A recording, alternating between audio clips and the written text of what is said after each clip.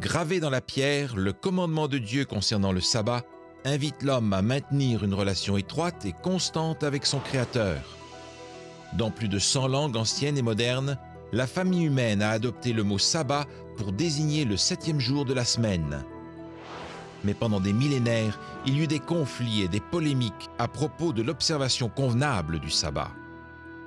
Certains croient que la mort de Jésus a rendu l'observation du sabbat obsolète, que d'une certaine manière, il a éliminé le commandement du sabbat.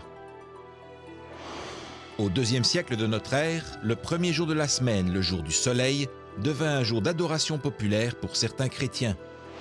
Mais en dépit de la popularité du culte du soleil et des lois du dimanche des empereurs, beaucoup de chrétiens continuèrent d'observer le sabbat le 7e jour. En fait, les églises chrétiennes qui abandonnèrent le sabbat étaient en minorité. Mais finalement, le dimanche devint un élément dominant dans l'adoration chrétienne. La minorité qui s'attachait encore au sabbat souffrit des heures sombres de persécution. Cependant, l'intérêt pour le sabbat de la Bible se raviva. The matter is clear. It takes only our own records of days and weeks to make an end of the argument. It is the seventh day, the Sabbath of creation, that we need to keep holy. Et maintenant, nous poursuivons l'épopée du sabbat dans le volet final du 7e jour. Révélation des pages perdues de l'histoire.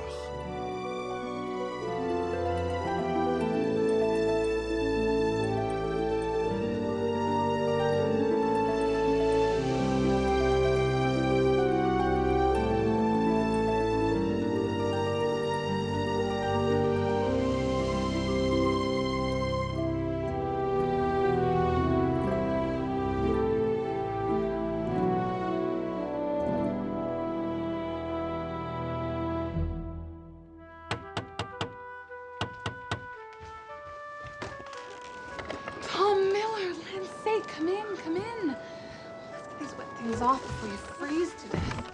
The governor sent me. It's a matter of great urgency. I must speak with your husband. He's not well, Tom, but I know he'll be glad to see you. Come and sit by the fire.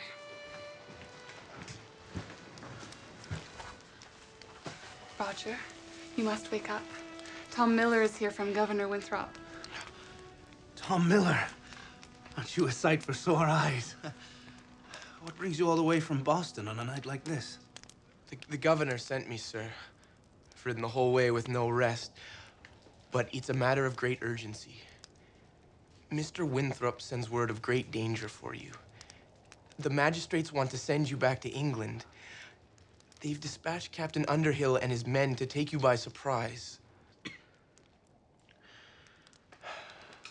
So, my high and mighty judges, they're not content with banishing me from the colony. Do they not know I am a sick man? Mary, some of that special tea, please. I would offer you some, but it's a rather bitter concoction. I was taught it by the wild Americans, the barbarians, as the Christians like to call them. And yet we are the ones who have stolen their birthright and occupied their homeland. And we call them barbarians. Thank you, dear. And I've got something for you too, Tom.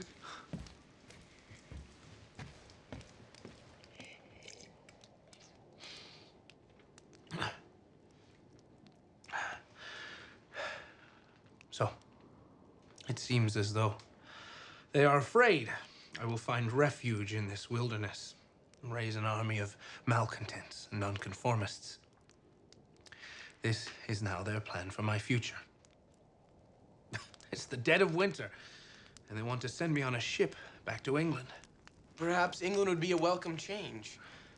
More civilized and all. Civilized, you say? Let me tell you what going back to England means. Going back to England means falling into the merciful hands of the Archbishop William Laud. I can well remember how civilized he was when he condemned Alexander Leighton for following his own conscience. Leighton? Well, you've not heard of him. As fine a Christian as walked. In civilized England, William Laud, in Christian kindness, you can be sure, condemned him to 36 stripes across his naked back, to have his ears cut off, his nose split, his face branded. And then our Christian friend had him pilloried in the frost and snow. Oh. I suppose my crimes are worse than his. I am to be hounded from my home and family for standing in support of freedom, for preaching the gospel of liberty, and for upholding the rights of every man, even the Indian. Tom Miller, thank you for bringing me this news. Go to the governor and thank him for his warning. I tell him I am not for England. I will live free in this new world, whatever the cost. But, sir, what if... No arguments, my lad. I'll be fine. I know this good land far better than Captain Underhill, I can assure you of that. And go now. And God be with you. And with you, sir.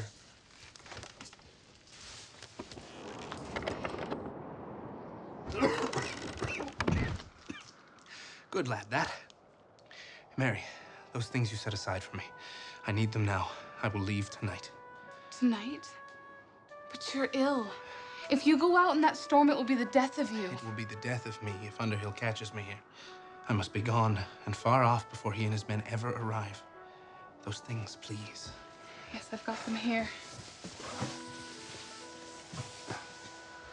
I'm not sure which is worse, having Underhill catch you or you catching your death out in this storm.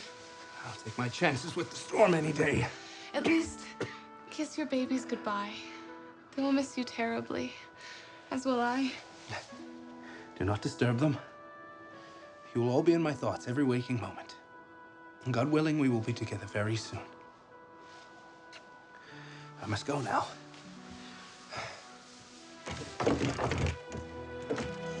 If Underhill catches me here, you may well be in danger yourself.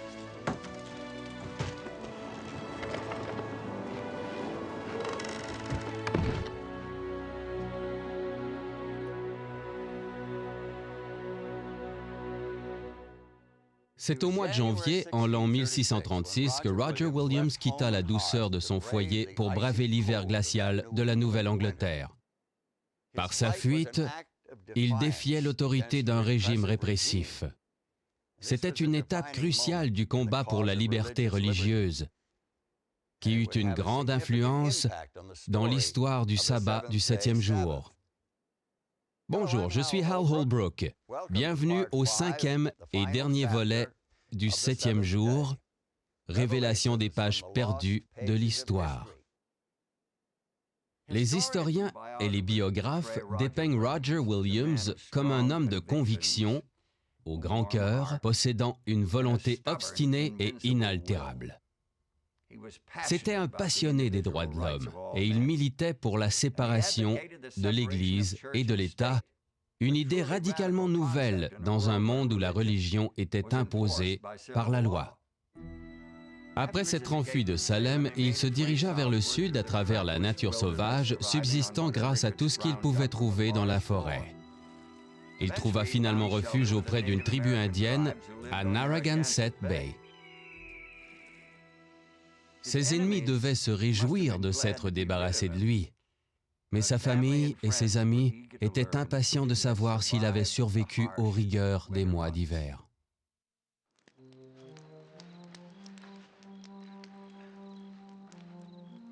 I'm sorry. I'm looking for my friend, Mr. Roger Williams. I was told you may know about him. Well, he was very sick and is more than likely... He's more than likely been nursed back to health by his good friends and is doing just fine, thank you. Mr. Williams! So, my young friend, you finally found me. Well enough. Does the governor still remember me? I could use some news about Salem or Boston. Come, sit down. Tell me. Well, sir, Mr. Winthrop bade me find you and wishes for news that you are well. And Mrs. Williams sends her love, too, and says that she and your daughters are fine and hope to see you soon. I am well, as you can see. And thanks to God and the kindness of my red friends here, I shall soon have a grant of land, and fairly earned. This is the land of liberty you are seeking. Liberty inalienable rights, and no power of government over spiritual matters. Does it seem strange to you that I claim freedom for every man? Well, the Puritans of Boston used the sword to enforce their religion. But to force religion on an unwilling convert is nothing less than the rape of a soul. See, Tom, the sword of man can force an entire nation into a sort of formal religious pretense. But that is worthless before God. It is only the sword of his spirit that can rightly rule over matters of conscience. So, when you go to the governor, tell him, I must act according to my conscience. I will have a land of freedom, where men may live and worship according to their consciences. And take word to Mary that I will send for her soon. I miss her and the babies very much. My youngest is named Freeborn, which is exactly what she is. I am determined that she will grow up in a land of liberty. I will make a place for my family where we can be truly free. Now, you must be starved. La terre que Roger Williams reçut en retour de son travail, de la tribu des Narragansett, devint un oasis de sécurité pour ceux qui s'opposaient à la religion imposée par les colonies établies. Sa vision de la liberté de l'individu est immortalisée dans la charte de la colonie de Rhode Island, la colonie qu'il a fondée. Voici ce qu'il déclare. Nul individu de la dite colonie, à n'importe quel moment, ne pourra être molesté, puni, inquiété ou soumis à la question de quelque manière que ce soit pour une quelconque différence d'opinion en matière de religion. Et nombreuses étaient les différences d'opinion, dont celles qui avaient trait au jour d'adoration. La correspondance personnelle de Roger Williams montre qu'il reconnaissait le 7e jour de la semaine, le samedi, comme le sabbat de la Bible. Sa colonie à Rhode Island fournit un terreau sûr et fertile pour semer l'observation du sabbat en Amérique.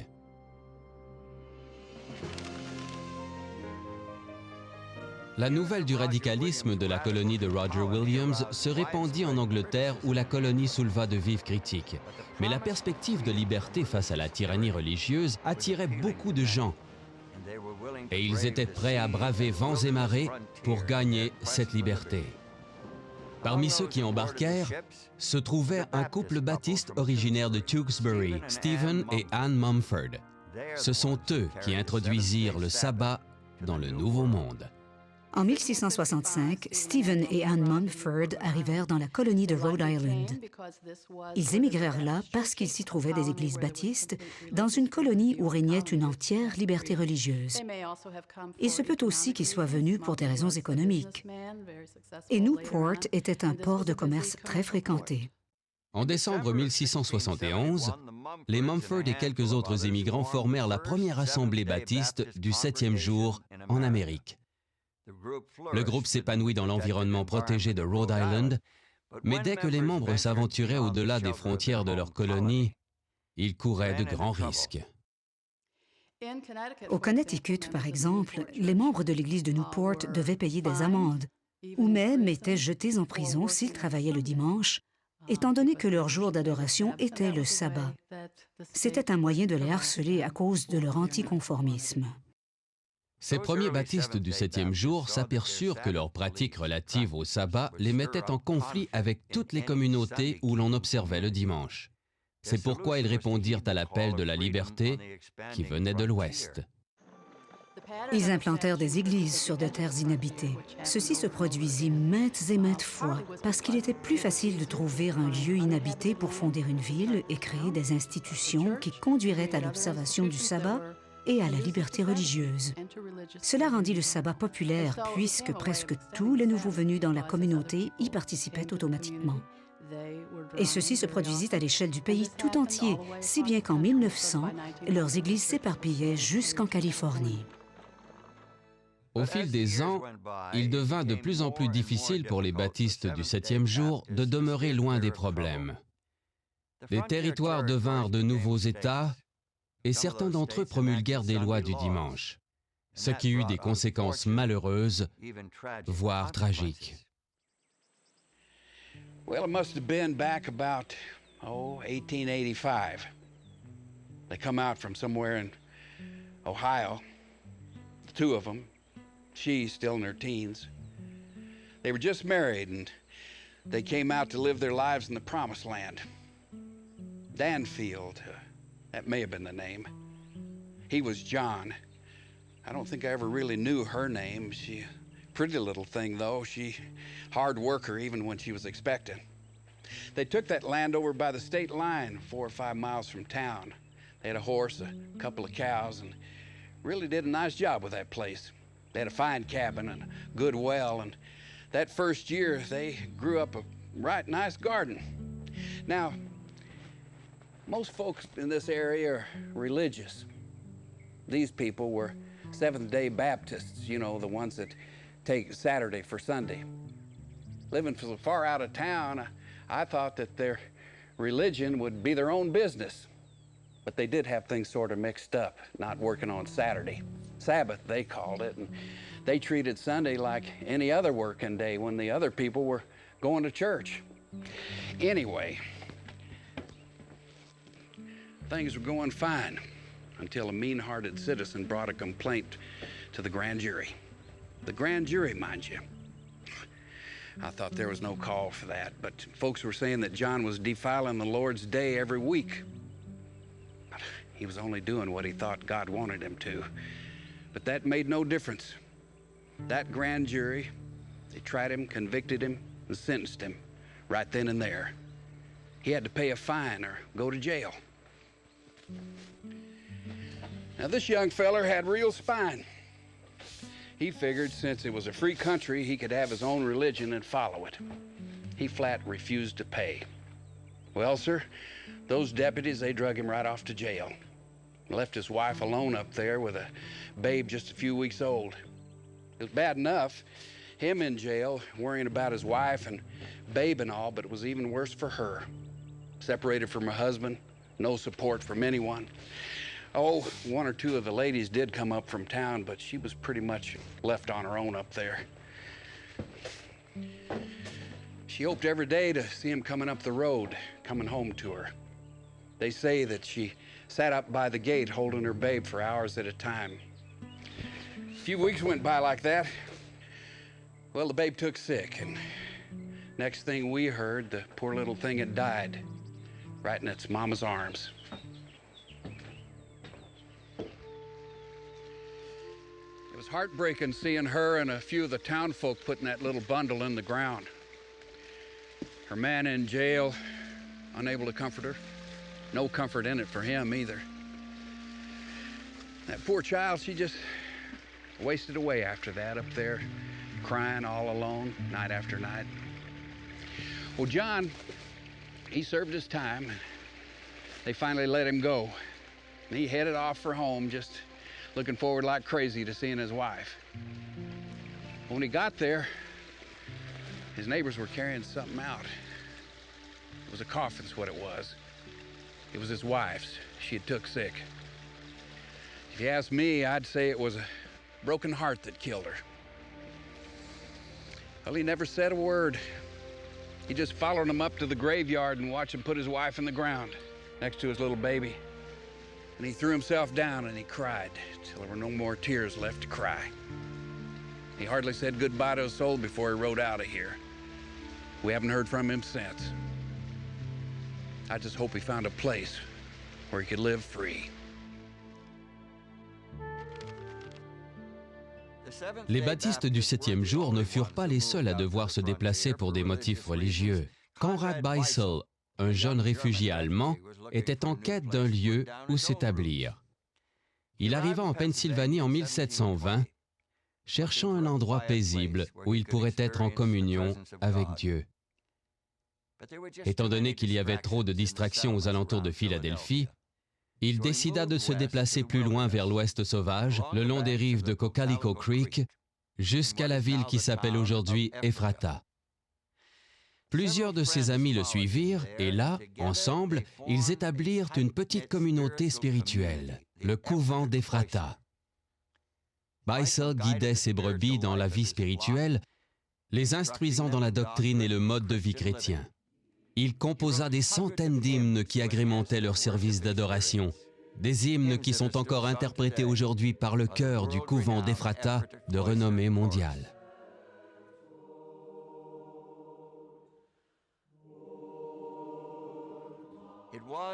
Leur mode de vie était austère. Ils observaient le célibat et les hommes et les femmes vivaient dans des quartiers séparés. C'étaient des personnes vaillantes et industrieuses. Ils construisaient de solides bâtiments, plantèrent des vergers et des jardins et faisaient fonctionner une imprimerie qui leur rapportait gros. Dans ces régions, la vie était rude physiquement et ceci donnait une signification toute particulière à leur jour de repos hebdomadaire, à savoir le samedi, le 7e jour. Beissel décrivit son point de vue par rapport au sabbat dans le traité qu'il rédigea en 1728, Le mystère de l'iniquité. Dans ce traité, il décrit le sabbat comme le cadeau de la grâce divine afin de libérer les gens de leur labeur une fois par semaine. Le sabbat était le jour où Beissel et ses compagnons pouvaient manger leur pain sans sueur ni fatigue. Mais les 6 autres jours étaient sans conteste des jours de labeur. Ceci mit Beissel en décalage par rapport aux lois de la Pennsylvanie concernant le dimanche. En 1730, la communauté d'Ephrata eut des problèmes légaux pour infraction aux lois du dimanche de Pennsylvanie. Certains des frères furent même arrêtés et emprisonnés à Lancaster. Bien que Beissel et ses partisans soient à contre-courant de la société qui les entourait, ils continuèrent fidèlement d'observer le sabbat du 7e jour. Voyez-vous, il ne s'agissait pas seulement d'un jour de repos, il s'agissait à leurs yeux d'un jour qui préfigurait une réalité éternelle. De même, la seconde venue du Christ et le millénium constituaient pour Beissel une espérance du sabbat éternel. Ainsi, chaque semaine, tandis que la communauté observait le sabbat, les membres anticipaient le retour du Christ et se figuraient que ce serait pour eux le repos éternel.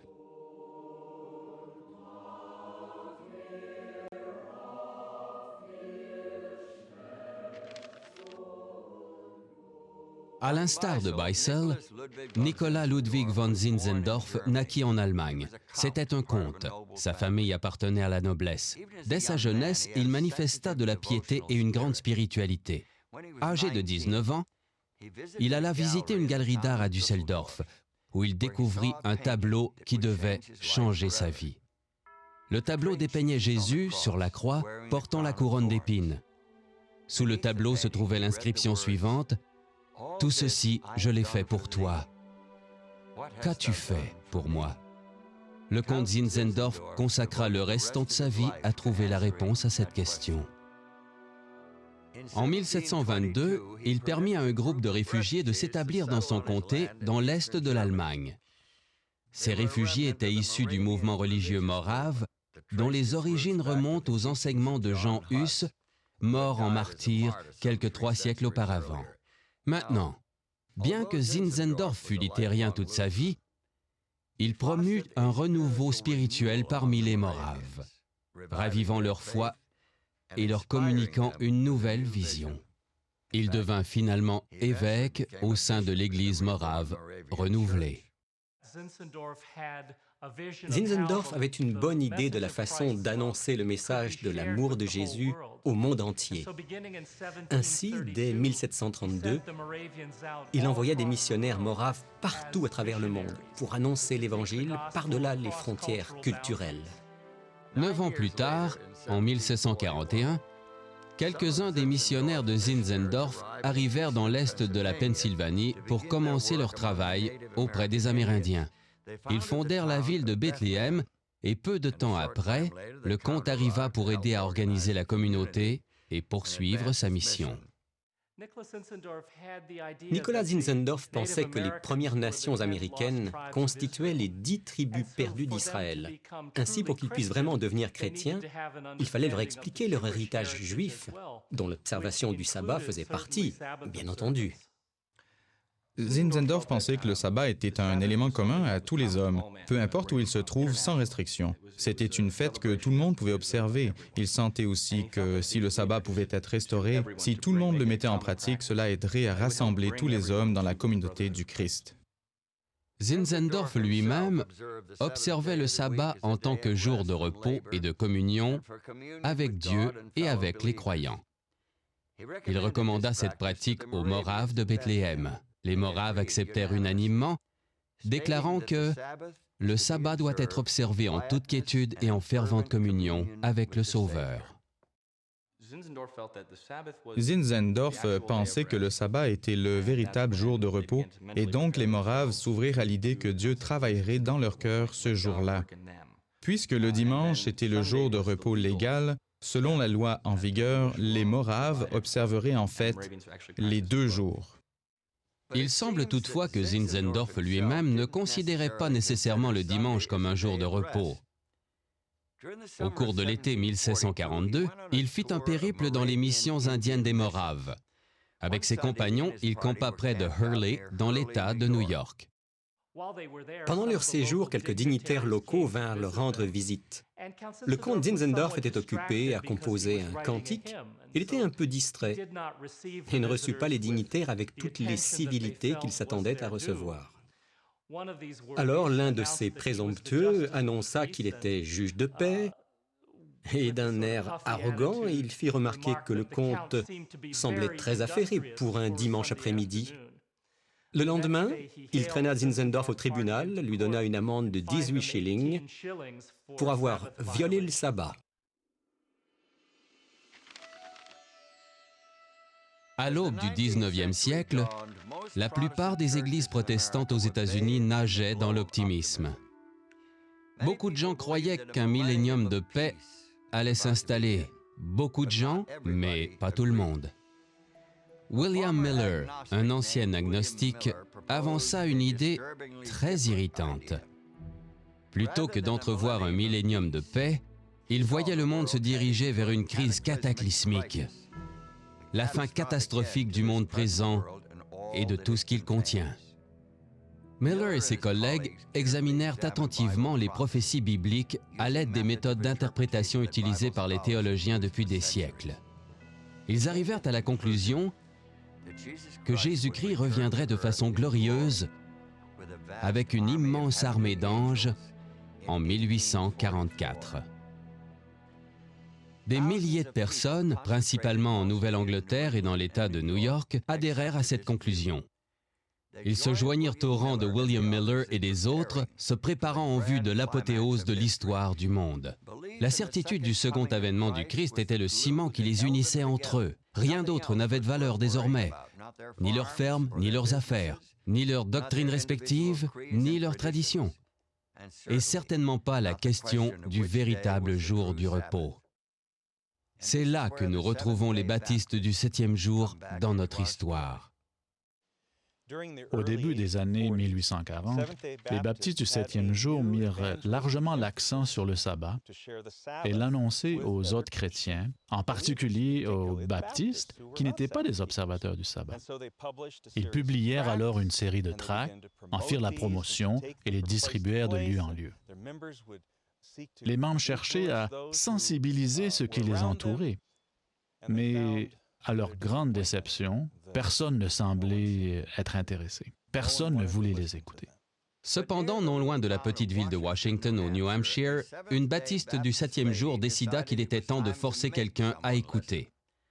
Cette femme, c'était Rachel Oakes, et celui qui écoutait, Frederick Wheeler, un prédicateur millérite. Elder Wheeler, good of you to come. Now, give me your overcoat, and you can leave those muddy shoes right there by the door. Sister Oakes, I am curious as to why your invitation was so urgent. No serious problems with you or your daughter in your home, I hope?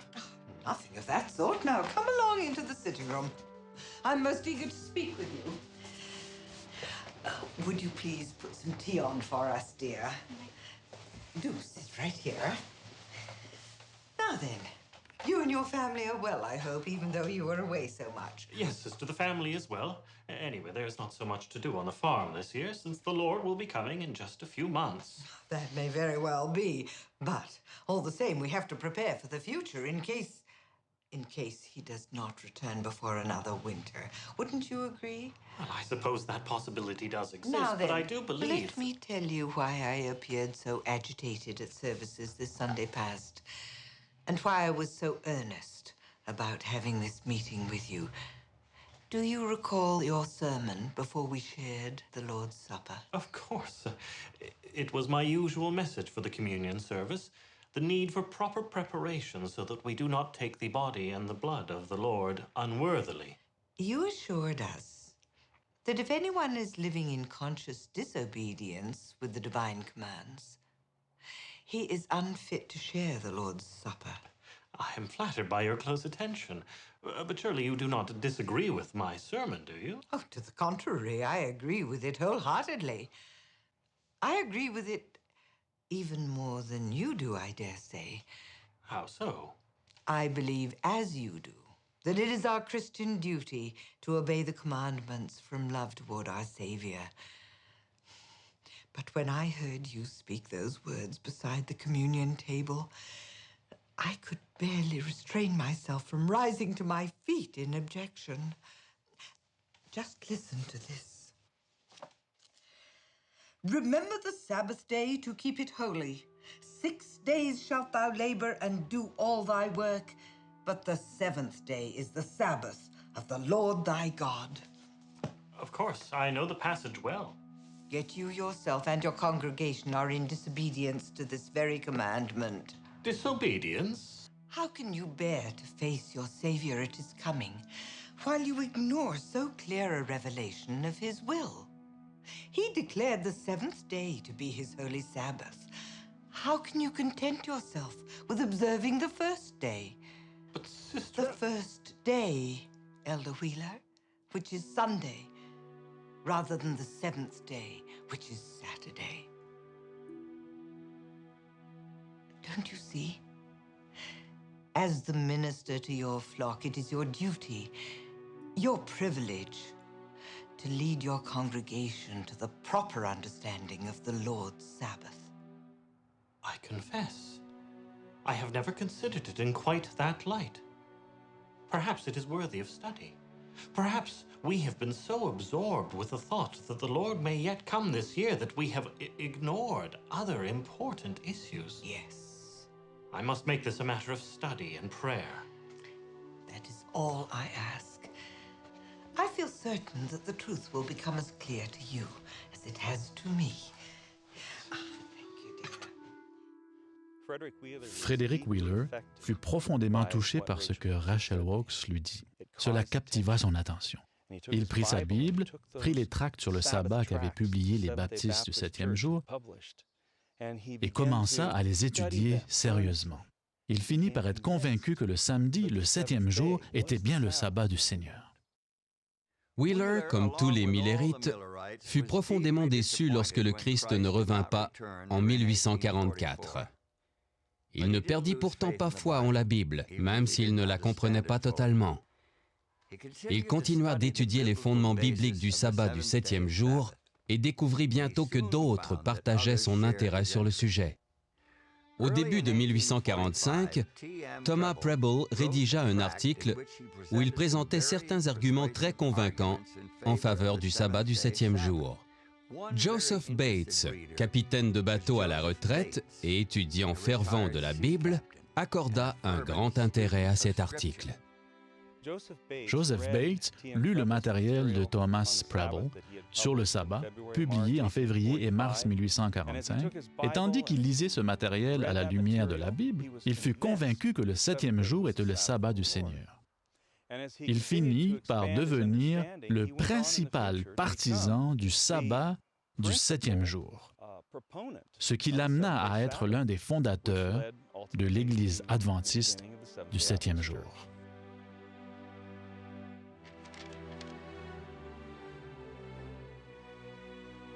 Tandis que la doctrine du sabbat gagnait du terrain aux États-Unis au milieu du 19e siècle, la révolution des Taiping éclatait en Chine. Les paysans se rebellaient contre la dynastie mandchoue alors en place. Le gouvernement de la Chine continentale qui se considérait lui-même comme un mouvement révolutionnaire paysan, avait toujours fait l'éloge des paysans, des mouvements révolutionnaires paysans dans le passé. Et vous savez, ainsi, selon eux, le mouvement des Taiping était l'un des exemples les plus glorieux d'une révolution paysanne.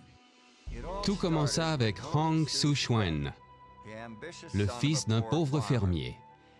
Il voulait devenir quelqu'un et il envisageait d'entrer dans la fonction publique. Mais Hong échoua le concours d'entrée à plusieurs reprises. Certains historiens pensent qu'il fut victime de discrimination de la part d'un gouvernement qui était contre la paysannerie.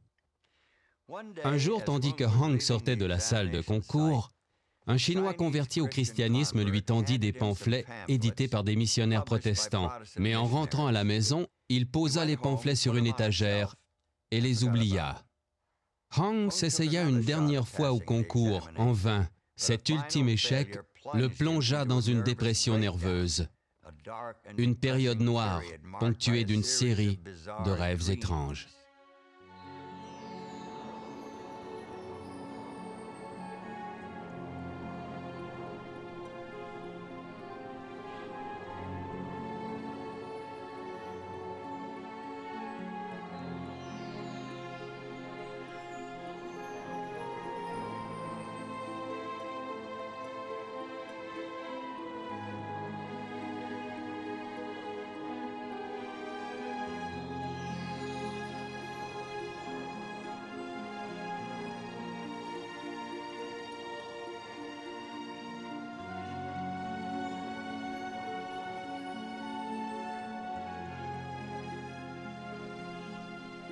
Qui était donc ce vieil homme? Qu'essayait-il de lui dire? Traditionnellement, les Chinois n'accordent aucune importance aux rêves, à moins qu'ils puissent y voir un rapport évident avec la vie réelle. Hong ne pouvait pas établir de tels rapports. Ses rêves le laissaient perplexe. Quelque temps après, un ami vint lui rendre visite, peu après qu'il ait eu ses rêves et qu'il ait échoué à ses examens. L'ami s'exclama « Oh, je vois que tu as ces tracts, toi aussi. C'est fascinant, n'est-ce pas ?» Et Hong répondit « Bof, je ne les ai pas vraiment lus. » Son ami lui dit alors « Eh bien, tu devrais. C'est captivant, tu vas voir. » Les tracts initièrent Hong Xiuquan à la Bible, à la révélation du Dieu Tout-Puissant et de son Fils Jésus-Christ. Soudain, le sens de ses rêves lui apparut. Le vénérable vieillard qu'il avait vu représentait Dieu. Hong considérait maintenant l'univers sous un angle radicalement différent de ce que lui avait enseigné le bouddhisme. Alors les rêves, les tracts et les enseignements bibliques commençaient à se mettre en place dans son esprit. Il acquérait une compréhension de plus en plus profonde de Dieu le Père. Hong Xiuquan pensait que sa mission consistait à établir le Taiping Tianguo, le royaume céleste de paix. Son zèle enflamma l'ensemble de la classe paysanne oppressée, engendrant le plus grand mouvement révolutionnaire du XIXe siècle. Hong et ses partisans publièrent la Bible et la distribuèrent, et ils imposèrent même à leurs soldats d'en mémoriser certains passages. Je pense que l'aspect le plus clairement chrétien du mouvement Taiping était la place prépondérante qu'il accordait aux 10 commandements parce qu'il a établi 10 règles qui étaient identiques aux 10 commandements. Les dirigeants Taiping prirent le 4e commandement au pied de la lettre. Ils instaurèrent l'observation du 7e jour de la semaine en tant que sabbat. Étant donné que le calendrier chinois ne possède pas de semaine de 7 jours, ils durent modifier leurs habitudes. Tous les 6e jours, un drapeau était hissé pour rappeler aux gens de se préparer à l'arrivée du jour saint. Le 7e jour est le jour sacré du Père Céleste. En conséquence, notre Père Céleste en a fait le jour du sabbat et l'a établi comme jour d'adoration. Ce mémorial éternel rappelle aux gens que le véritable bonheur provient de la grâce de notre Père Céleste et qu'ils devraient toujours se souvenir de la bonté du Père Céleste.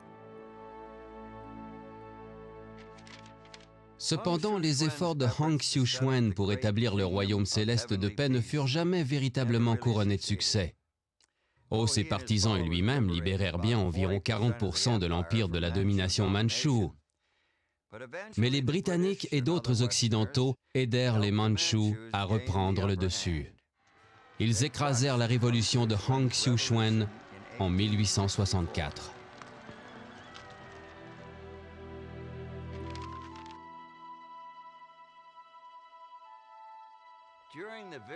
À l'époque où les batailles du mouvement Taiping faisaient rage en Chine, une révolution grondait dans un coin perdu du nord de l'Amérique. Cette histoire est bien connue d'un bout à l'autre de la rivière Kobuk en Alaska et dans les territoires avoisinants. Cette région fut la terre natale de Manilac, le prophète esquimau, au milieu des années 1800. Son histoire a été transmise de génération en génération. Once when Manilac was a boy, he was out there checking his snares. He saw a good place to rest, so he went over and sat on a piece of driftwood. And he heard a strange sound like tatagik. Tatagik. That is the sound. It means father and son, father and son. He came many times to the same place and he heard the same sound again and again. And another word, Isrumiksukti, the source of intelligence, the source of thought. Again and again he heard that. He said many strange things, so people thought maybe this was a crazy man. But he was wise, wiser than the fat cook, the shaman. Sometimes he told about strange people who'll come from outside with white color. And he said they will bring books, and the people will understand these books, and they will know about God. He talked about boats flying in the sky. People going underwater with no paddles. That's why they said he was crazy. The shamans, I think they were afraid of him, or maybe jealous. He always broke their taboos. One time in Kotzebue, 2 of them wanted to do away with him. He told them, I could swallow up both of you, but of course he did not. They tried to destroy his spirit while he was asleep, but the light in him was too bright. They could not get to him. Another thing, he talked about the 7th day resting. He put up a pole in front of his camp every 7th day. He said, this is the day I rest. People said to him, why are you resting? You are just lazy, so you are not doing anything. He told them he lived by the commandments of the grandfather. The grandfather, that means God. Aujourd'hui encore, plus d'un siècle après sa mort, Manilac exerce une influence par son message et son exemple. Robert Moulouk, président de la communauté indigène de Noorvik, vit dans la vallée de la rivière Kobuk, la terre natale de Manilac. Manilac vint là et fit certaines prédictions par rapport à ce que feront les Esquimaux dans l'avenir, disant qu'ils seront capables de voler dans les airs grâce à des sortes de machines. Il ne savait pas exactement ce que c'était, mais il savait qu'on serait là, juste assis dedans et qu'on volerait dans les airs. L'autre chose, c'est qu'il s'assit un jour dans un canoë et qu'il déclara en gros, « Un jour, ce que vous ferez, vous vous asserrez dans ce canoë et vous avancerez très très vite, sans fournir aucun effort. » En plus de prédire l'avenir, Manilac se préoccupait de la vie quotidienne de son peuple. Craignant les forces obscures des chamans, les Esquimaux vivaient sous le poids de différents tabous qui finirent par s'inscrire dans leur culture. Manilac découvrit que cela leur compliquait la vie inutilement. Il se mit à combattre l'influence des chamans en enseignant aux gens qu'ils pouvaient briser les tabous sans danger. Ce n'était pas de vaines paroles. Il donna lui-même l'exemple en brisant publiquement les tabous.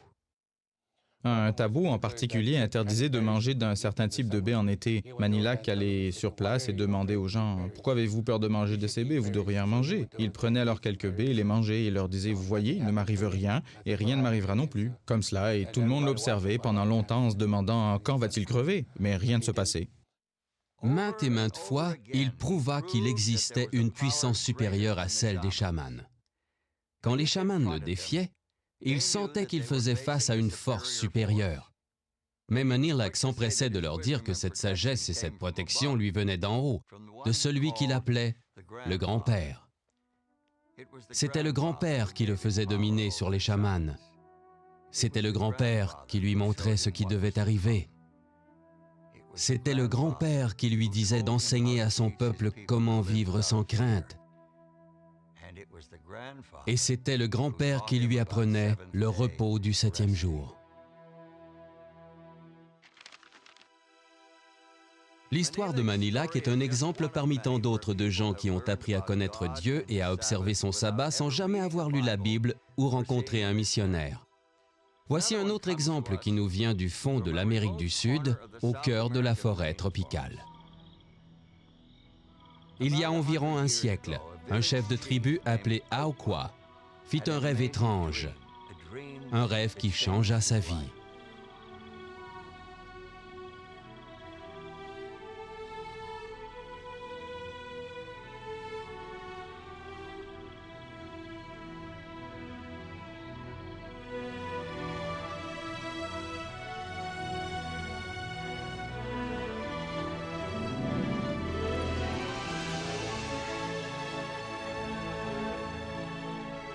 Le visiteur dit beaucoup de choses à Aoqua.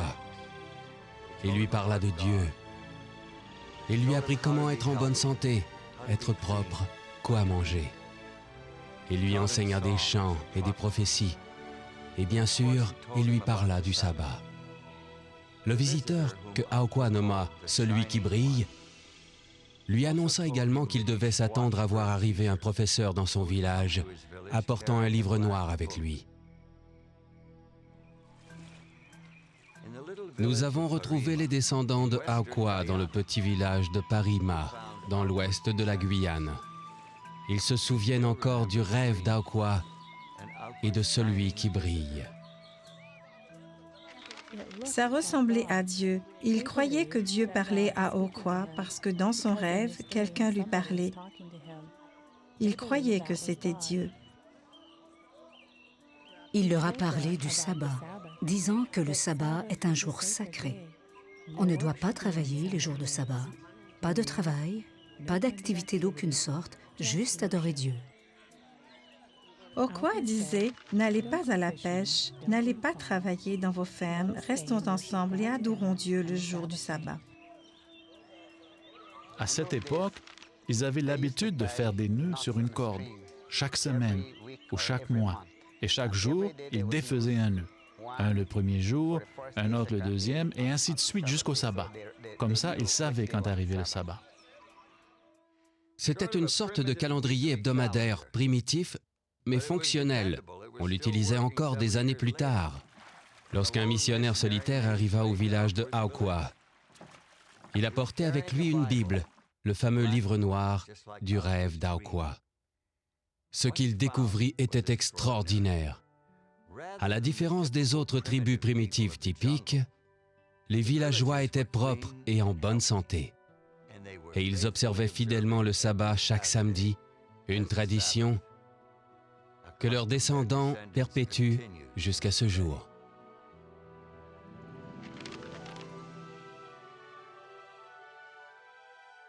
Vous serez probablement surpris d'apprendre que le sabbat a des racines profondes sur le continent africain. Depuis l'arrivée des missionnaires protestants au XVIIIe siècle, des dizaines d'églises indépendantes ont vu le jour parmi les Africains. Fondés et dirigés par des Africains, ces groupes indigènes ont un arrière-plan commun. Sidney Davis, chercheur et maître de conférences sur le christianisme africain, explique. Le mouvement de l'Église africaine indépendante est l'expression de la cessation de l'impérialisme occidental, de l'imposition de la culture occidentale aux Africains. Ainsi, cela est attrayant pour eux parce qu'ils peuvent exprimer leur christianisme d'après leur propre vécu et non d'après un modèle imposé. On ne devrait pas être surpris de l'étendue de l'observation du sabbat. Le concept même du sabbat est exprimé au sein de différentes langues et traditions africaines. Et je ne parle pas seulement du christianisme primitif éthiopien que nous avons souligné dans le 4e volet de notre série. La tribu KwaZulu du Natal adorait un Dieu qui n'avait pas de commencement. Ils adoraient ce Dieu en un certain jour. Et ce jour-là, aucun travail physique n'était permis. Les gens ne devaient pas moissonner leurs champs. Ils ne devaient pas effectuer un travail agricole quelconque. Ce jour était solennellement consacré à l'adoration de leur Dieu. Ce jour d'adoration, c'était le sabbat. Le concept ou la tradition du septième jour a toujours été profondément enraciné dans la culture Ashanti. Il faut savoir que dans presque toutes les cultures africaines, la religion ou le concept du divin est enraciné. Il y est intimement lié. Alors, se demander jusqu'où remonte la tradition du sabbat, franchement, pour un Africain ou un Ashanti, cela n'a pas beaucoup de sens. Parce que, pour autant qu'ils le sachent, le sabbat a toujours fait partie intégrante de la vie telle qu'ils la connaissent. Samedi, dans la langue zoulou, signifie jour de l'achèvement ou dernier jour. Et ce que je trouve tout à fait fascinant, c'est qu'ils possédaient ces notions concernant le sabbat bien avant l'arrivée des missionnaires européens. Ce sont les missionnaires qui ont introduit le culte du dimanche. Je veux dire que, jusqu'à ce moment-là, tout le monde savait que Dieu n'avait qu'un jour d'adoration, que c'était le samedi. Lorsque les missionnaires sont arrivés, ils ont cherché à introduire non seulement une autre façon d'adorer, mais aussi un autre jour d'adoration, le dimanche. Et comme ils ont apporté l'adoration du dimanche, tous les hommes blancs se sont fait appeler hommes blancs du dimanche, Kwasi Brownie, parce que Kwasi est le nom que l'on donne à un petit garçon qui naît le dimanche. Et donc, tous les Européens sont nés le dimanche, puisqu'ils ont introduit l'adoration du dimanche.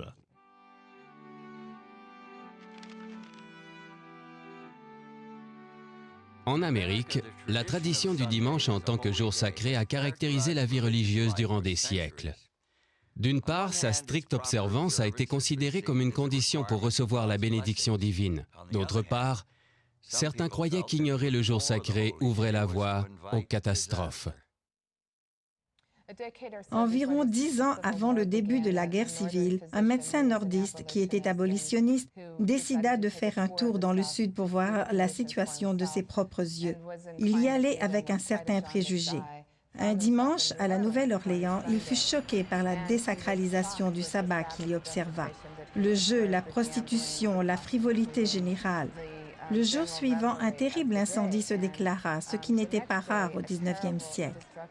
Il laissa la ville en ruine et le médecin écrivit dans son journal qu'il pensait que c'était là une juste rétribution de la violation du sabbat. Les temps changèrent, de même que l'attitude vis-à-vis du dimanche. Avec une industrie plus mécanisée et les lois limitant le temps de travail, les gens commencèrent à goûter au plaisir du temps libre. Le dimanche fut de plus en plus associé au loisir et cela laissait présager des problèmes. À travers les loisirs et les activités récréatives, le dollar imprimait sa marque sur le dimanche. Le baseball professionnel, les cinémas, les parcs d'amusement, toutes ces activités de loisirs généraient pas mal de profits. Et bien des entrepreneurs en tiraient parti. Ils faisaient donc du profit le jour du sabbat. Aux yeux des dirigeants religieux, la sécularisation du dimanche était un pas de géant dans la mauvaise direction. Des voix influentes s'élevèrent pour appeler à légiférer sur les activités commerciales et même les activités privées le dimanche. Ces efforts visant à protéger le dimanche persistent encore aujourd'hui, soutenus par exemple par l'Alliance du Jour du Seigneur. Et l'Alliance du Jour du Seigneur soutient cette position car elle croit que l'idée du jour du repos est antérieure à toutes les religions, même au judaïsme. À l'époque où l'Alliance du Jour du Seigneur fut fondée, la question des lois du dimanche était vraiment un sujet brûlant. En mai 1888, le sénateur du New Hampshire, Henry Blair, déposa un projet de loi pour limiter les activités séculières le dimanche au sein de la juridiction du gouvernement fédéral des États-Unis. Le sénateur Blair fit clairement comprendre que le but de son projet était de préserver le premier jour de la semaine en tant que jour de repos et de service religieux. Le projet fut présenté à la commission du Sénat sur l'éducation et le travail, dont Blair était président. Parmi ceux qui élevèrent des objections au projet figure Alonzo T. Jones. Sir, you may speak of the power of the majority in social and civil matters, but there is no majority, however large, that can invade the territory of a man's religion. Not in this land, not under our Constitution. Mr. Jones, you fail to recognize the right, or more importantly, the responsibility of the state to protect the welfare of the people as a whole. Senator, it seems that you fail to recognize the clear distinction between man's responsibility to the state and his duty toward God. The first, he must render under the force of law. The second, duty to God, must be carried out only under the force of love, and that freely, voluntarily. No law can command love. But the law of the state must protect the people to carry out their duty to God. Our Sunday law is written to ensure the preservation of the Lord's Day for the benefit of the people. An admirable goal, Senator Blair, but completely unnecessary. Our Constitution already recognizes the rights of the people with respect to their religion. Your Sunday law would add nothing to our fundamental freedoms. It would rather add restrictions. I'm afraid, sir, that you are blind to the realities of our age.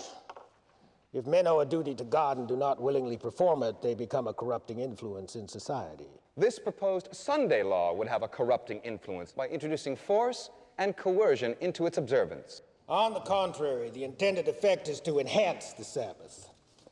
If men do not consent to honor the Lord's Day, if their actions on that day are unrestrained by civil law, excuse me, then they trample on the very rights of those who would honor and observe the day as holy unto the Lord. With all due respect, Senator, can you not see that your Sunday bill proposes to trample on the rights of the religious minorities?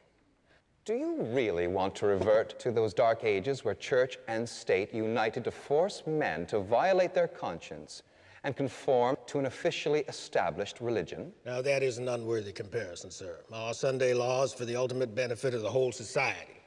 Is it not a legitimate function of the state to legislate on behalf of the common good? The common good of which you value so highly is not served by restricting the rights of one man's conscience in order to enlarge the rights of another. It is best served by the freedoms upon which this republic was established. State-sponsored religious coercion defies the clear intent of the Founding Fathers. But this law provides an exemption for those who wish to worship on another day. Jews, Seventh-day Baptists, your Seventh-day Adventists, for example, who observe Saturday as the Sabbath. So where's the problem? The problem is... Why, just this morning, a Mrs. Batum of the Women's Christian Temperance Union addressed this committee in support of such an exemption. She has conferred with representatives of 9 different groups who observe Saturday rather than Sunday, and you know how many of those approved the exemption? All of them. Every single one. Senator, I have great respect for the temperance principles promoted by Mrs. Batum's organization, but she does not speak for my denomination on the question of exemptions. Come now, Professor Jones, are you about to object to exemptions that would certainly benefit your group and several others? Yes, sir. As a matter of fact, we do object. An exemption clause would not change the proposed law so as to modify our opposition. Here is the principle, Senator. If the law were just and perfect, an exemption would not be necessary. Another thing, an exemption clause is nothing other than a toleration clause in disguise. Toleration is not liberty. It is merely a form of condescension, the majority putting up with the opinions and convictions of the minority. Our Constitution guarantees not tolerance, but rights, and we claim those rights as American citizens. Mr. Jones, without yielding the point, let me move to another question. How would you react if we were to rewrite this bill as a Saturday law, with Saturday as the Sabbath, not Sunday at all? I suppose you would take a very different position. To the contrary, Senator. All laws that attempt to force the conscience are manifestly unchristian and unconstitutional by their very nature. Therefore, Senator, we are against every Sunday law that has ever been made since the first one enacted by Constantine to the one you are proposing now. And if you changed it from a Sunday law to a Saturday law, we would oppose it just as firmly.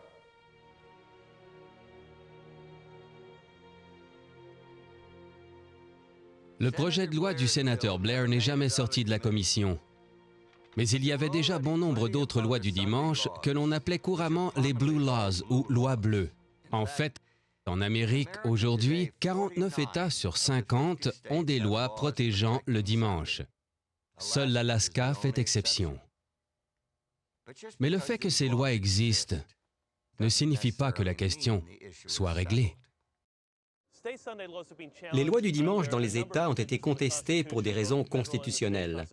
Protection égale, violation de la séparation de l'Église et de l'État, violation du libre exercice de la religion. Mais en général, elles ont été retenues par les cours provinciales comme des lois constitutionnelles. En 1961, la Cour suprême des États-Unis a entendu 4 causes qui mettaient en question le caractère constitutionnel des lois du dimanche. Les avocats de la liberté religieuse espéraient une reconnaissance légale du caractère non constitutionnel des lois du dimanche à cause de leur contenu religieux.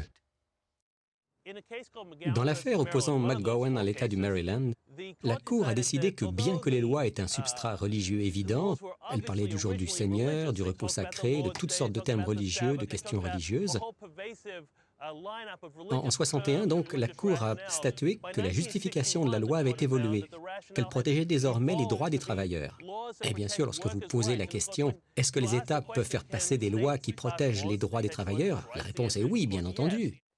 Avec tant de lois bleues dans les registres des États-Unis, il est légitime de se demander pourquoi on entend si peu parler de leur application. Les autorités locales arrêtent-elles des gens? Les juges prononcent-ils des condamnations? Les coffres des services publics sont-ils renfloués par des amendes données aux coupables? Je pense qu'il y a 3 raisons principales pour lesquelles on n'entend pas beaucoup parler de l'application des lois du dimanche. Premièrement, les lois souvent ne sont pas appliquées simplement parce que l'exécutif a d'autres priorités. Deuxièmement, il n'y a pas beaucoup d'intérêt dans la population pour cette question actuellement. Et troisièmement, je pense que les lois qui sont appliquées sont souvent plus ou moins cachées au public. Par exemple, derrière moi, c'est la ville de Washington. Washington interdit les travaux de construction le dimanche matin. La plupart des gens ne le remarquent même pas parce qu'ils ne sont pas dans l'industrie de la construction. Même si on leur faisait remarquer, ça n'aurait pas beaucoup d'incidence dans leur vie quotidienne. À notre époque sécularisée et matérialiste, peu de voix s'élèvent en faveur de lois du dimanche à caractère religieux. D'ailleurs, l'histoire semble montrer que la législation et la religion ne font pas bon ménage. Même l'Alliance du jour du Seigneur, un organisme très favorable au dimanche, est d'accord sur ce point. L'objectif de l'Alliance du jour du Seigneur, dans le passé, a été de maintenir ou de tenter de maintenir les lois bleues aux États-Unis. Nous sommes arrivés à un point aujourd'hui où nous sentons que cela est une approche rétrograde. La législation peut aider, mais notre objectif est de promouvoir une compréhension culturelle de l'importance psychologique et sociologique de ce jour qui, pour nous, possède clairement des fondements théologiques et religieux plus profonds.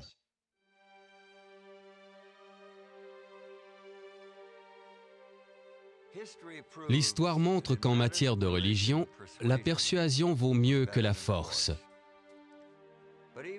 Mais même aujourd'hui, il n'est pas rare de voir des gens qui gardent le sabbat du 7e jour être confrontés à des lois qui restreignent le libre exercice de leur religion. En 1982, j'étais employé à plein temps par le ministère de l'Agriculture et de l'Alimentation de l'État de Californie. Kwasi avait déposé sa candidature comme inspecteur de quarantaine au ministère de l'Agriculture de Californie.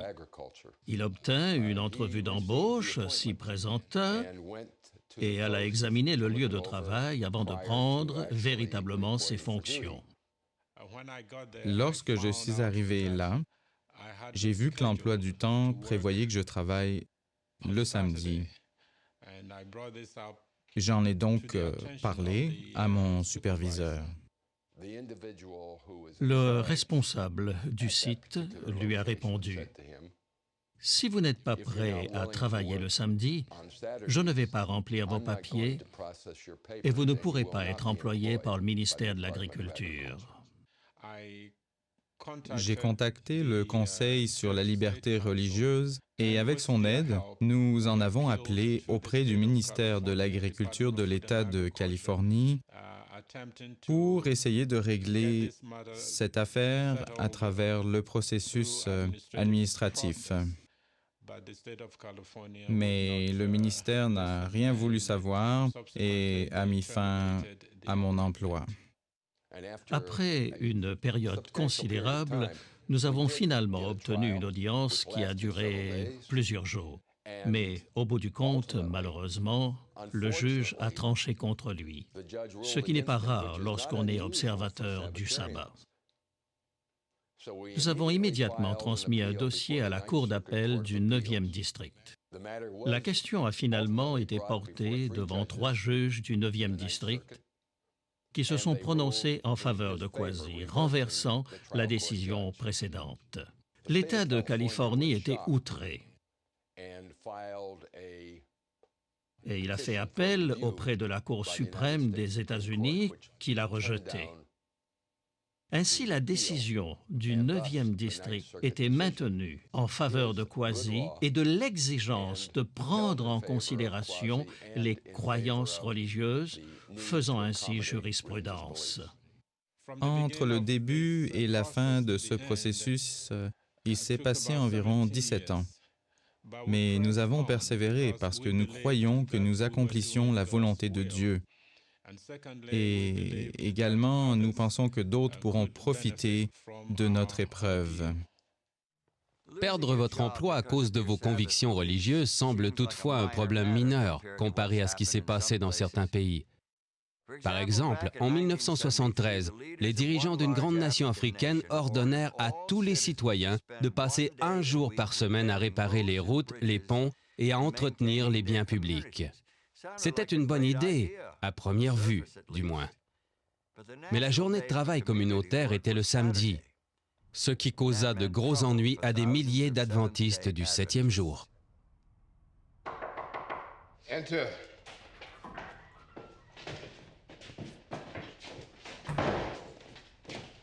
Sir, this is Gideon Kadenda. Yes, Kadenda. Thank you for coming, Citizen Kadenda. Where'd you find him? What was he doing? He was right there at his church with the others. 50, maybe 60 people. He was in front saying a prayer. There was only 2 of us, so we couldn't bring them all. We tried to talk some sense into him, to make him tell them to leave the church. The others, they're still there in the church? Yes, at first, they tried to follow us. We told them to leave, get to work, and they went back to the church. Okay. Citizen Kadenda, tell me, what did you see out there as my men brought you here? People working. Yes. They're filling the holes in the roads, they're cutting the bushes and the weeds. They're doing these things here, and all over this country, others are doing the same. And do you know why? Why are people all over this nation working in their communities today? National Service Day. So, you do know it's National Service Day. Today and every Saturday of the year is National Service Day. But for some reason, you do not join your fellow citizens in working for the good of your community and your country. Instead, you are at church. But I am happy to serve my country on another day of the week. Just pick the day and I will do it.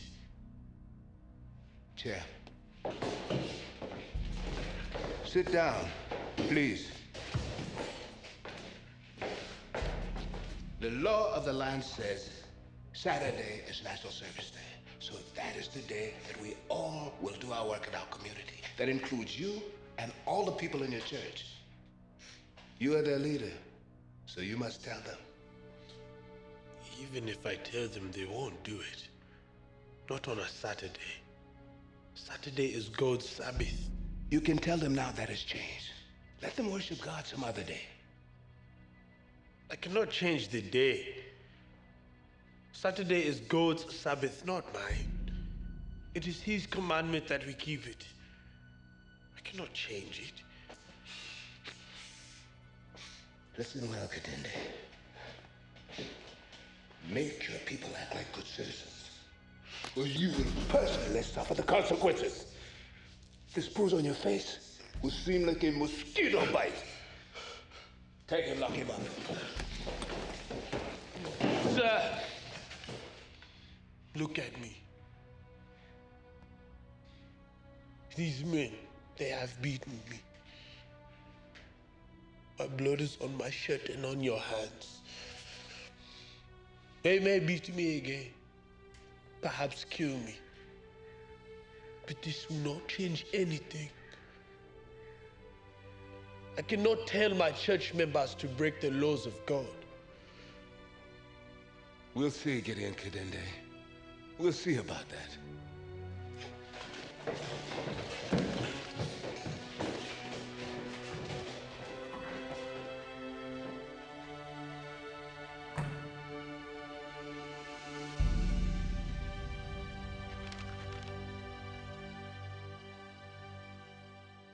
Il semble donc que l'observation du sabbat s'avère parfois coûteuse, difficile, voire dangereuse. Et malgré tout, vous serez surpris du nombre de chrétiens qui observent le sabbat du 7e jour à notre époque. Le répertoire des groupes religieux observateurs du sabbat, publié par l'Association du sabbat biblique, cite plus de 400 églises et dénominations. L'une d'elles, l'Église de Dieu du 7e jour au Colorado, rassemble près de 200 000 membres à travers le monde. En tant qu'Église, le sabbat est important pour nous à cause de notre strict attachement aux enseignements de la Bible. Nous croyons que le sabbat fait partie intégrante de l'enseignement biblique et il nous serait impossible de prétendre prêcher toute la volonté de Dieu et vivre de toute parole qui sort de la bouche de Dieu si nous persistions à ignorer son saint sabbat. C'est en 1896 que William Saunders Crowdy fonda l'Église de Dieu et des Saints du Christ à Lawrence, dans l'État du Kansas. Bien qu'à l'époque il ait été diacre au sein de l'Église baptiste, le prophète Crowdy reçut une vision divine des clés du salut. L'une d'elles étant les 10 commandements, ce qui le conduisit naturellement à l'observation du sabbat du 7e jour. On pourrait croire que le prophète Crowdy introduisait quelque chose de nouveau, mais en fait, il restaurait une forme de judaïsme prophétique qui avait modelé la vie d'hommes et de femmes depuis l'Antiquité. Plusieurs petits groupes d'observateurs du sabbat ont émergé de l'Église mondiale de Dieu, fondée par Herbert W. Armstrong, un homme d'affaires. Le début de cette histoire est singulier. Voyez-vous, c'est d'abord l'épouse d'Armstrong qui s'est intéressée au sabbat. Ça se passait en 1926. Dans la ville d'Eugène, en Oregon, la femme de M. Armstrong se laissa convaincre par une voisine qu'elle devait observer le sabbat du 7e jour. La dame lui prouva cela en s'appuyant sur la Bible.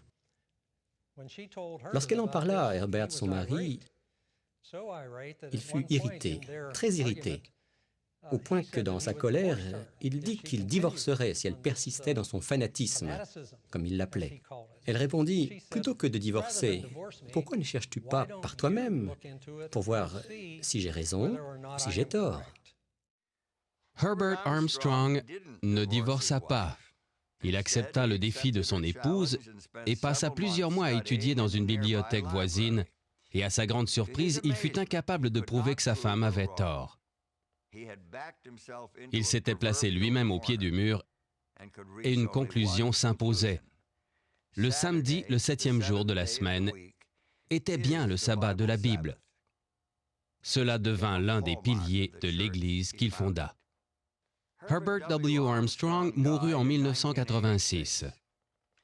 Le nouveau dirigeant de l'Église mondiale de Dieu prit une orientation différente, souhaitant s'aligner sur la majorité des églises chrétiennes, ce qui incluait le passage du samedi au dimanche comme jour de culte. Ces changements coûtèrent à l'Église la perte de la moitié de ses membres. La situation est tout autre pour l'Église adventiste du 7e jour, qui est aujourd'hui le principal défenseur du sabbat du 7e jour. Cette Église compte près de 15 millions de membres dans quelques 200 pays, et sa croissance est rapide. Bien que leur théologie soit fermement enracinée dans la tradition protestante, Les adventistes du 7e jour ont fait l'objet de vives critiques à cause de leur engagement absolu envers le sabbat biblique. Un engagement que certains opposants considèrent comme un démenti de la liberté du chrétien en Jésus.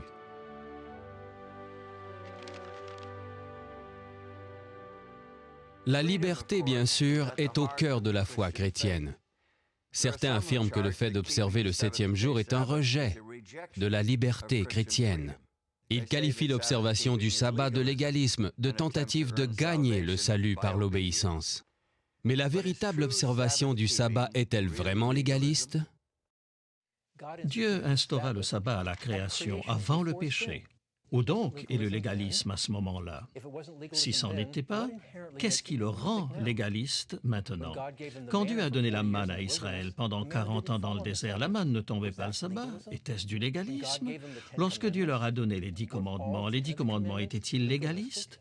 Dieu les enfermait-il dans un carcan légaliste? Non, bien entendu. L'obéissance ne relève pas du légalisme. L'obéissance peut être une expression de notre amour et de notre reconnaissance envers Dieu pour sa grâce et son salut. La plupart des théologiens s'accordent sur le fait que le salut est fondé sur les promesses de Dieu, sur son alliance, plutôt que sur le comportement de l'individu.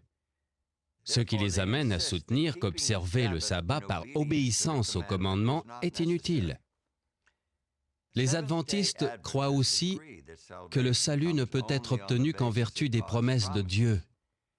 Mais ils voient le sabbat comme un élément important de la relation entre l'homme et Dieu. Dans les Écritures, l'Alliance est présentée comme l'expérience du repos en Dieu. Dieu désire que son peuple s'appuie sur lui. Il désire donner à son peuple ce qu'il a en réserve pour lui dans son alliance.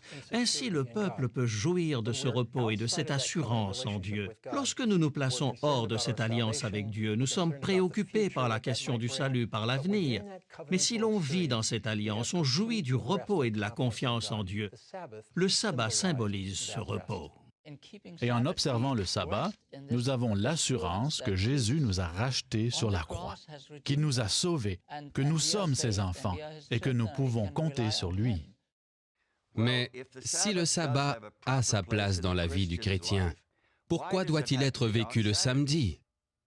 La plupart des églises prêchent que les chrétiens doivent plutôt observer le dimanche et ils s'appuient sur des passages du Nouveau Testament. Le Nouveau Testament enseigne-t-il vraiment que le dimanche, premier jour de la semaine, est le sabbat chrétien? On mentionne le premier jour dans le Nouveau Testament. Les premiers chrétiens semblent même s'être réunis une fois ou deux le premier jour. Mais il n'est pas question de transférer l'importance du sabbat au premier jour, qu'on appelle le dimanche. Le dimanche n'est pas devenu jour de repos. Il n'est pas devenu le jour où Dieu s'est reposé de ses œuvres qu'il avait faites. Il n'est tout simplement pas devenu le jour d'adoration pour les chrétiens, qui demeure le sabbat, le 7e jour.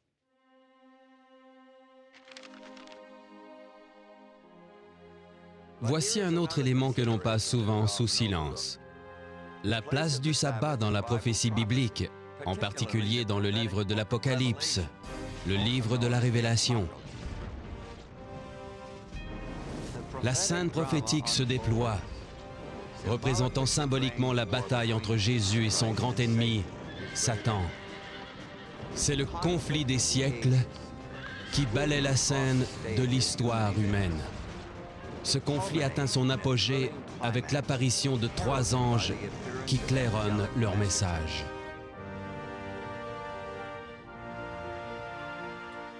Je vis un autre ange qui volait par le milieu du ciel, ayant un évangile éternel pour l'annoncer aux habitants de la terre.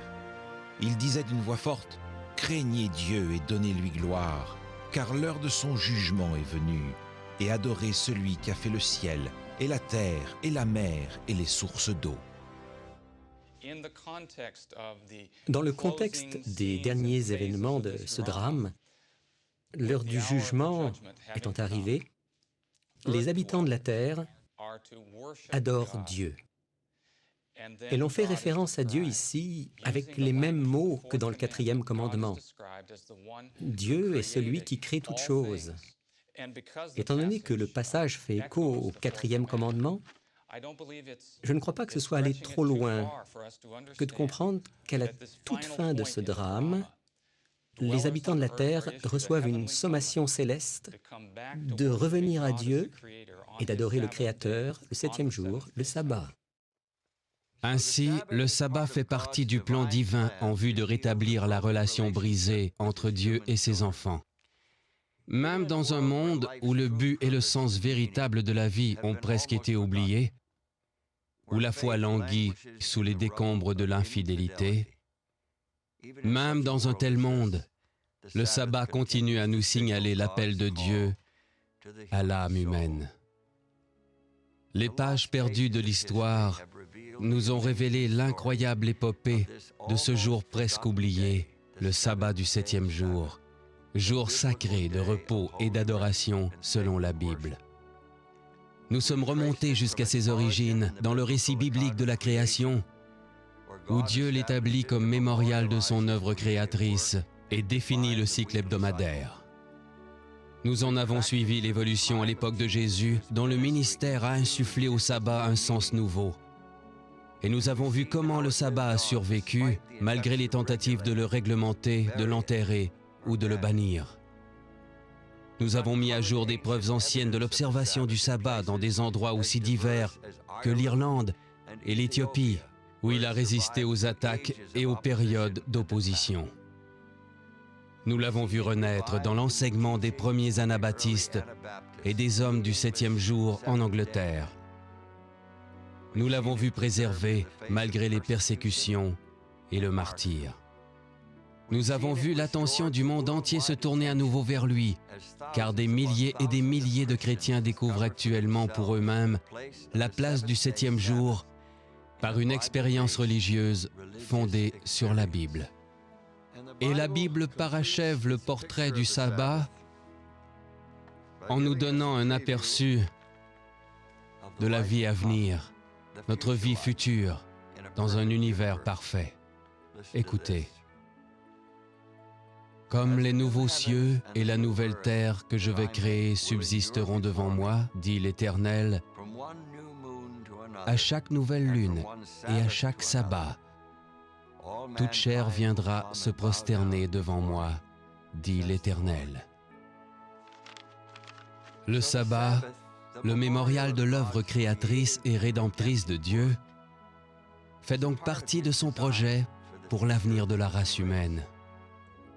Depuis la terre, nouvellement tirée des mains du Créateur, jusqu'à la nouvelle terre parfaitement restaurée, le sabbat demeure tel un sanctuaire dans le temps, transcendant l'histoire et projetant ses promesses de repos jusque dans l'éternité.